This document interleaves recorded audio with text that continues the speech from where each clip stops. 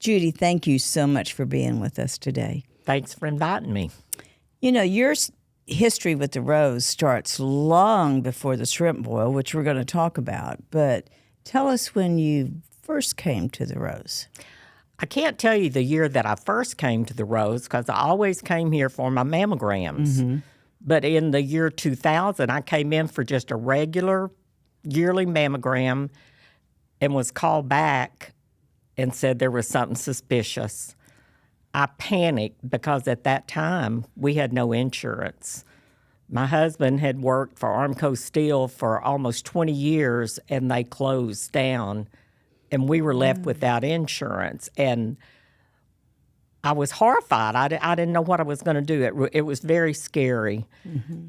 And just in a blink of an eye, y'all grabbed me and said, no, here's what we do, and took me through all the steps of being diagnosed and never charged me a penny. And I thank you for my life to this day. Oh, Judy, of course, that's what we do. But you know what I remember is that you weren't insured, but you still were going to go get that annual mammogram. Oh, absolutely. Yes. And, you know, that was just something that we didn't see very often. Usually the uninsured woman would come in with a problem. You know, it wouldn't be just for their screening. And I thought, now what would have really moved Judy to spend that money coming in thinking, you know, you're going to have to do something with it? Man, that's pretty impressive. I guess because I'd always taken care of myself and it wasn't that expensive. And so I started coming in 1990s, yeah, whenever. I don't know like exactly. $75 or something like that. I mean, it would have been silly not to in my mind, and thank the Lord I did. Yeah, sure enough. Wow. I know that that was right before we started patient navigation, or right at the time. I think it was right at the time because y'all just took me through everything. Well, then you were one of the first. Yeah. I mean, that's a definite history here. We're going to have to use you as, here's where it started. Here's living proof. What was, now, besides you being uninsured, I don't mean that would be my number one worry. But what else was difficult about your diagnosis, your treatment? Just coming to terms with what could happen, what might happen, trying to keep a positive outlook on trying to keep the family from worrying, trying to keep on with a regular life. It's just a scary time in a woman's life to be diagnosed with breast cancer. How did you tell Joe that you had to go back? Actually, it was on our anniversary the day I found out. Oh, my gosh. And I didn't tell him. Oh. I thought, you know, we're going to have fun today. And I told him, and it was just, we'll do what we got to do. Yeah, that sounds like Joe. Yeah, I mean, it was just a matter of fact. We do what we got to do and get it taken care of. And the rest of your family, Jennifer? Oh, yeah, everybody was so supportive, so very supportive. It's amazing looking back.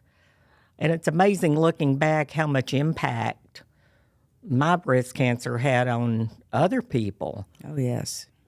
I think one you'll be talking to later on that she had put off a mammogram and heard my story and decided to have her mammogram, and sure enough, and you have to remember, back in 2000, it was still kind of novel. You know, mammograms were just beginning to really become a standard of care. You know, so women weren't quite sure you should go do it, you know. So, yes, having someone who was willing to talk about it, that's the other thing. And you did a lot of public service announcements for us and went on television, radio to tell your story. Back then, women still were not talking about it a lot. So that was different. Well, and also being in the position we were in, I reached a lot of women, whole lot of women, and especially in the Pasadena area, because that's where our business was, and everybody's interested. They want to know, are you okay? How's it going? And you just have that positive attitude because you got so many people behind you loving you and wishing for your good luck. Right. So 24 years? Yep, 24 years. Wow, that is congratulations. Thank you. Really, Thank really, you. that's I celebrate every year. I know you do. Now, what put it in your head to raise money for the Rose? I mean, You know what I really think, thinking back, y'all had a program that you had started, and I think it was called Mind, Body, and Spirit. yes, you were one of the And I got participants. to be Yes. participating in that. And it just kind of gave you courage or the want to do something else. Like, look at all this. Golly, they're helping everybody else. We need to help them. And just giving back, as y'all say. Yeah. And it started with jamming with a cure? Jamming for the cure. And then I got on the committee, couldn't even tell you the exact year. I think probably 2002, 2003. Just sat back, didn't participate, just listen. But y'all needed people on the committee because I think then it was mostly your employees that was doing all the work. Yes. And the couple that had been cooking for some reason had to bow out. Right. And silly me, I said, hey, I got a guy I can cook. And that's where little Mark came in. I always wondered how you convinced him to become Hey, our Mark, cook. we just need you. Joe asked him, you think you could cook about 500 pounds of shrimp? Well, yeah. And he brought the other cookers. And a lot of the other cookers were our customers also. It was just a community thing with us and our immediate. Of course, it's grown so much. He's brought in a lot of people. Oh, yeah. And yeah, that cooking team is impressive. Very impressive. They are like clockwork here. They set this up at whatever time it is. He knows what's coming out of that. Oh, absolutely. Pots. Yeah. And they've replenished the equipment we started with. Yes. Oh my! It was a good thing. It was a real good sure thing. about that. Yes, it was. It just kind of happened. It just kind of fell into place. But it fell into place because people like you kept coming back every year and being on that committee. Now, Well, it became a challenge. How can we do better this year? Right. Can we do better next year? And last year we topped 200,000, which Yeah. was a record. And oh my gosh, that just raised that bar, Judy. We got to do a whole bunch this year. Well, We'll do it. we're going back to the 80s, so Oh, I know. I'm not sure how that got going, but our theme is back to the 80s. And what are you going to wear? I don't know, but I bet there'll be a lot of Hawaiian shirts there I anyway. do too. Yeah. Somehow or another, the shrimp boil became Hawaiian time, and then I remember, and you may have been on the committee when I tried to get everyone to change and let's cook something else. Let's have a barbecue or something. And boy, was I voted down. It was no way we're going to do shrimp. It's now the shrimp boil, It that's is for that. sure. That is it.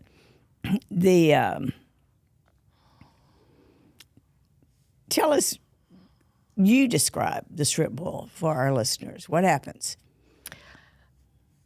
Well, if you're on the committee, you get there a little early, and it's this huge, well-decorated room with not that much activity going on other than things being set up, last-minute details. And then slowly but surely the people start coming in, and you see, hey, how are you doing? Hadn't seen you in a while. And the excitement, I think, just builds with the people coming in and seeing each other, and always have some good music going in the background and people talking and all the different things there are to do. You got your cake sales, they got your bar that we all like to go to.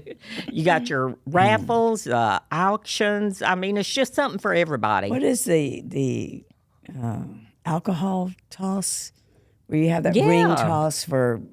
Yeah, it's starting to sound like this is too much of a party, but No, it's not that way at all. no, people just come to have fun. And you're right. I see people there every year that I haven't seen for a whole year, and here they are back again, just to help us serve, and that means so much. Shrimp Bowl is like you can see our whole community of supporters, of people we've helped, of patients. They're all there. It's such a fun event. It is a fun event. I would recommend anybody to come out and have fun with us. It's good. And we try to recognize the survivors. I think sometimes people are a little shy to come up front, but it's what we do. I mean, that's when you can really see the mission. Every year they y'all bring us up front and give us a beautiful pink lei. Yes. And it is. I've been there many times when I know somebody has either fought or is fighting breast cancer. And I'll go, no, come on. No, I don't deserve to be up there. What do you mean you don't deserve to be up there? We're honoring you. Come on, let's go. Wow. And it's very emotional standing up there getting your picture taken because all these strong women have gone through what you've gone through, and some of them are just starting on that journey, and it's scary. Yeah. It's very scary.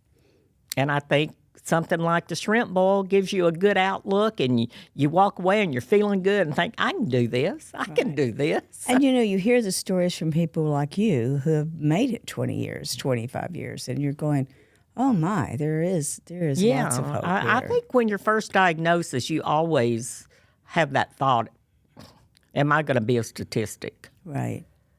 And it's so good to be around people that have made it. Right. 5 years, I think, was the first time I really breathed. That seemed to be a good starting point. Ooh, I made it 5 years. I can do this. And it's just a scary time for women. And I think the Shrimp Bowl is a good opportunity to bring people, be happy. Be happy. Every day's a gift. Every day. You were pretty young when you were diagnosed. I was 56. That's pretty young. Yeah, well. I mean, looking back now, we both think, well, that's pretty young. Oh. Tell me about Ella. Oh, my goodness. My sister-in-law. I had two sister-in-laws, and both of them are great. Both of them are talented, but Ella could quilt.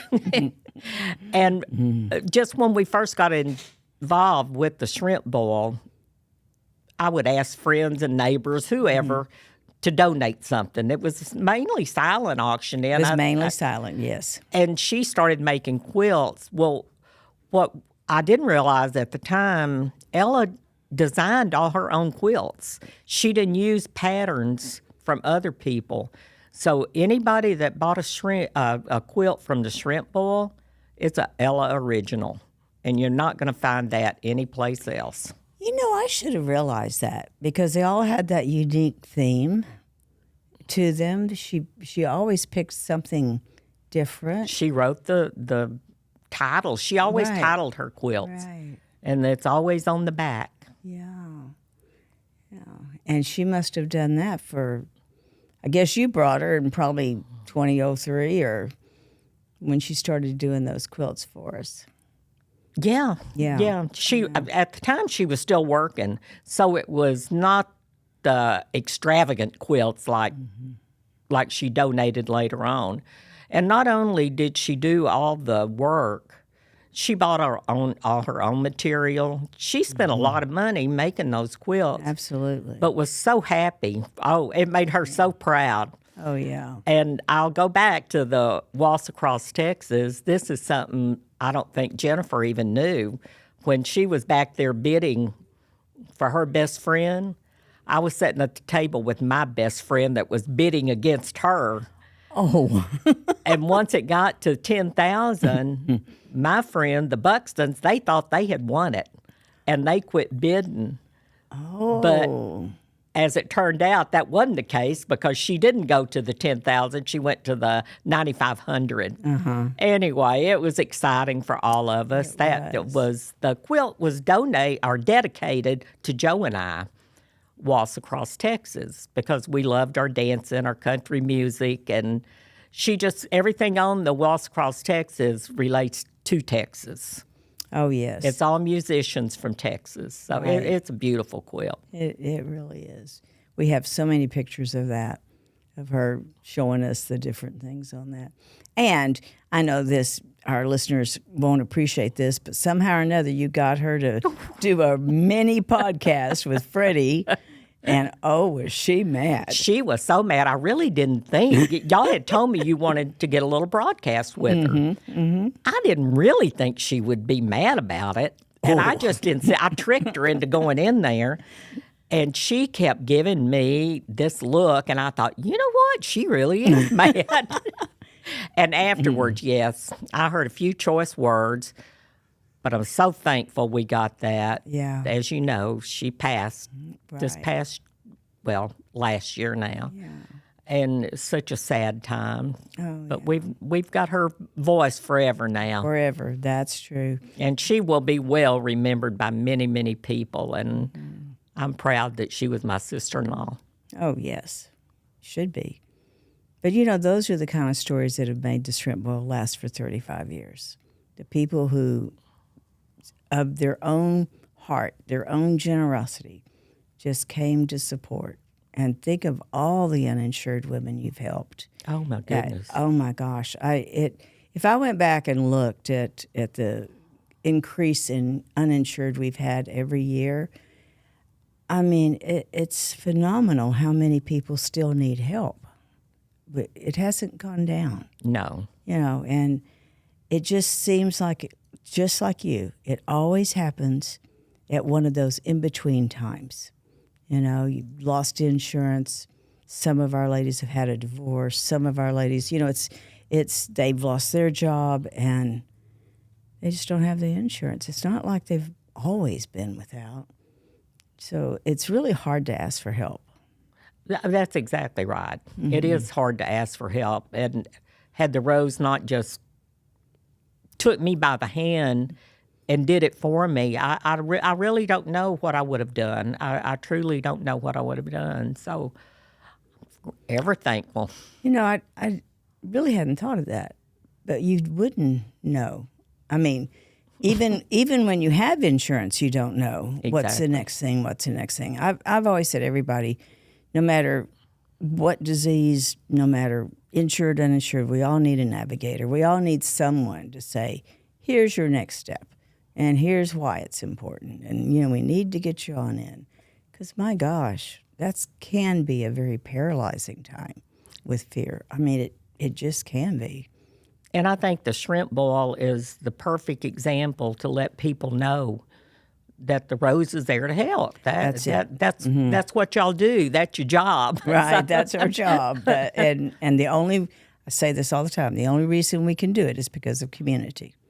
It has been this community that supported us for so long. Oh, it has been great. And kept us going, yeah. And, of course, I think you as a committee member knows this, but the shrimp boil happens on the last month of our fiscal year. So we always count on it to get us through that year. And we say our mission hadn't changed in these 38 years, but a lot of things haven't changed. We still wait on the shrimp boil, and it is such an important event to us. Thank you for being on the committee for all these years. Thank you for bringing your entire family. I mean, it's just like, well, that's a Judy table. That's a Judy table. That's another Judy table. We just go through the list and go, oh, yeah, well, they're all here. I've already sent out my little text this year for tables to be bought. So. Yes. And I think the idea of buying the table is such a good idea because we have had a crowd that we had to find tables for or find seats for. So, it's just bring your family, bring your friends, enjoy the afternoon. Tables are fun. Yeah. You have your own group there, but you have the table next door to you that you probably know some of them over there. Mm-hmm. It's just a fun time. Yeah. I say everybody come out. Oh, yes. And we're doing this because why are we raising all this money? We're raising money to help the ladies that can't help themselves. And that is, you're a living example. I am a living example. One of our and best. Hope to live a few more. Oh, I know you will. You better. We can't do the shrimp boil without you. Thank you, Judy, for being with us today. Thank you for inviting me. We appreciate you so very much.